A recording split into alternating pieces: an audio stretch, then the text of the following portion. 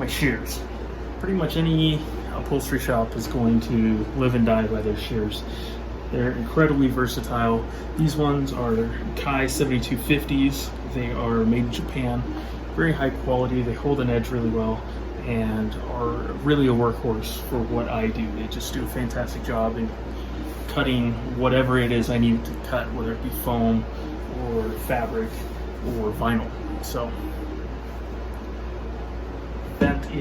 those are my shears. One of the other things that I have a lot of are a variety of different punches. Nothing fancy. I use these for cutting holes in material. I use this an awful lot in hanging my patterns. So I will just use it in conjunction with a hammer, and I'll just cut little circles so I can hang stuff up, or if I need to make holes for like bolt holes or for hog rings or something like that.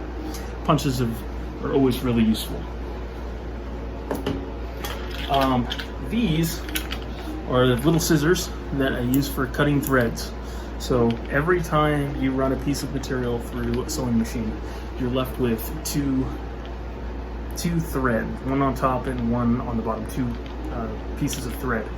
And you usually have to cut them off so they don't get bound up or caught up in the sewing mechanism.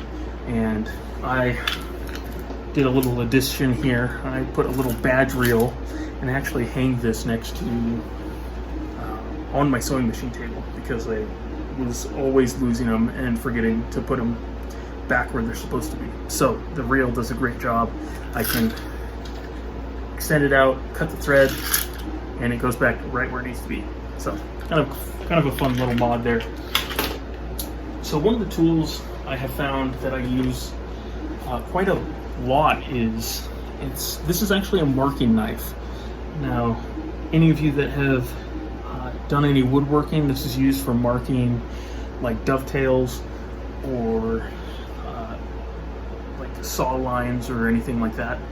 And what I have found is I've found that I really enjoy having this in conjunction with the straight edge, and I can make really fast and quick cuts and make a really clean straight line that doesn't zigzag, and I could never cut this straight with a pair of scissors.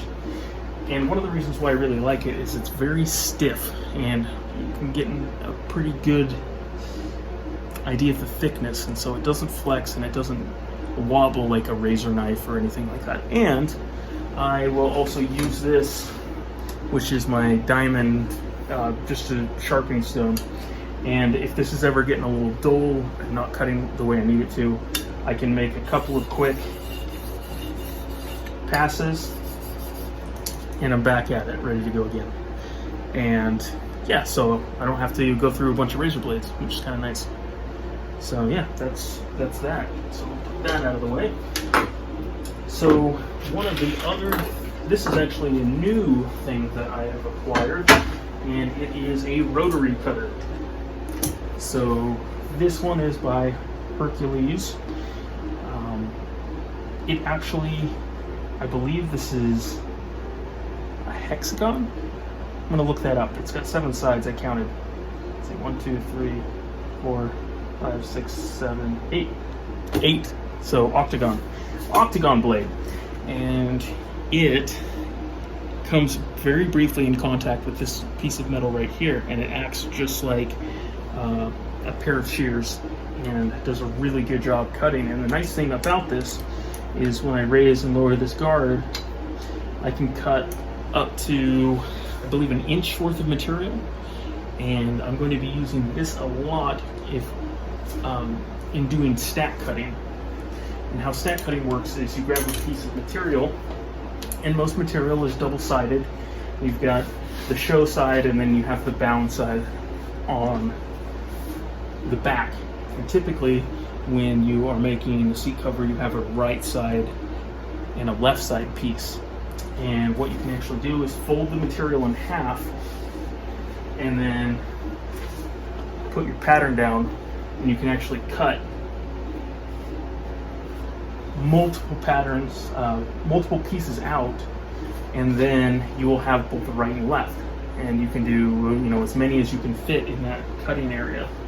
It also has this really cool feature where you press this button on the side here, and this will actually sharpen the blade. So if you notice that it's not cutting as well as it should while it's running, you can just push that stone into the blade and it will sharpen it up, touch it up really quick. It has these little rollers on the bottom which enable it to go back and forth, slide with as little resistance as possible, and you are actually able to cut curves with this as well.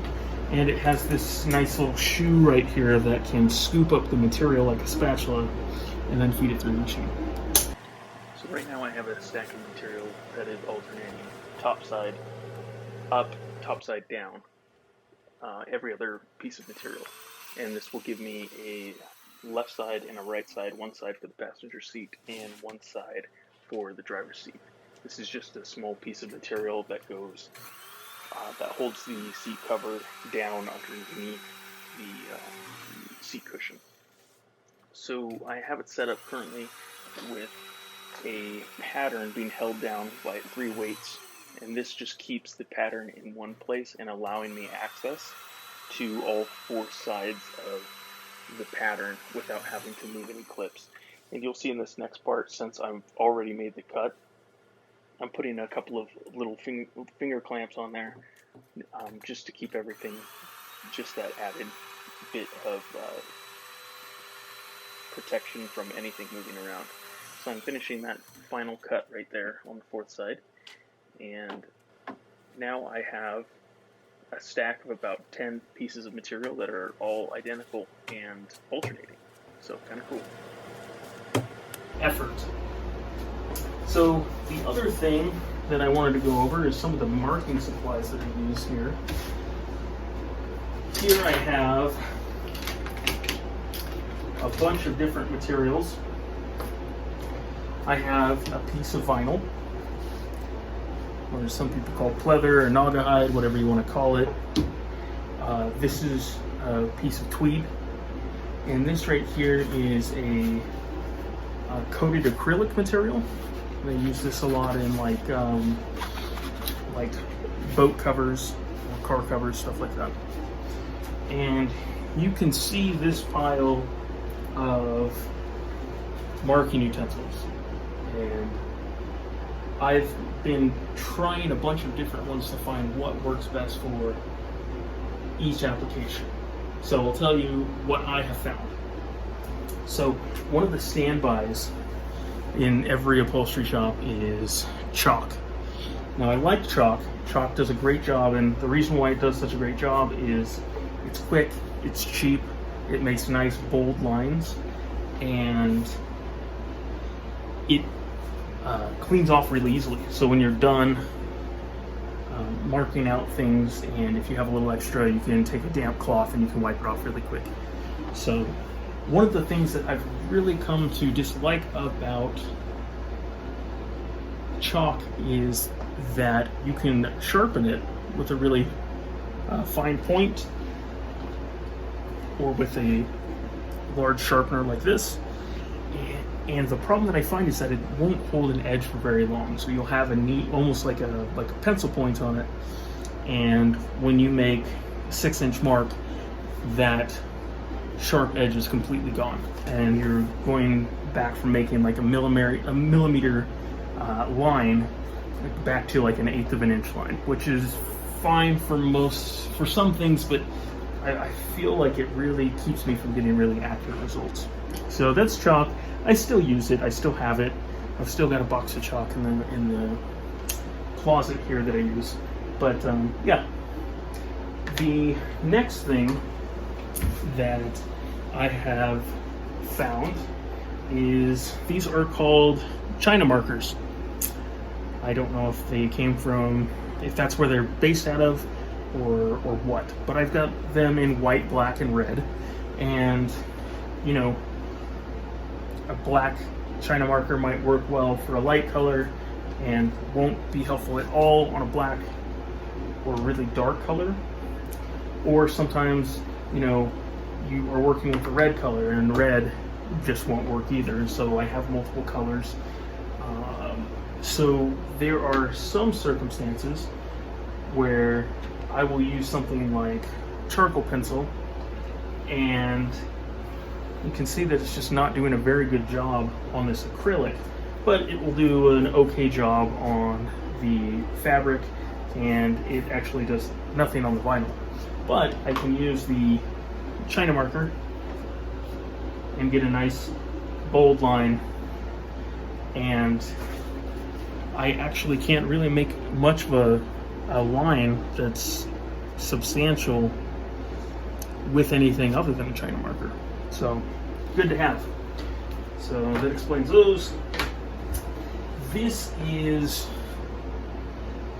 similar to a China marker, except it is a lot finer, and it comes in a pencil wood case, and it's a lot finer of an edge. I don't know if you can see that,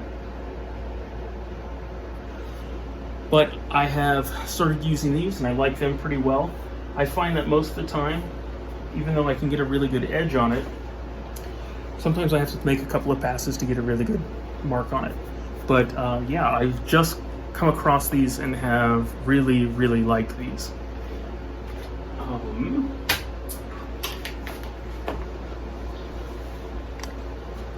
So again, this is a charcoal pencil.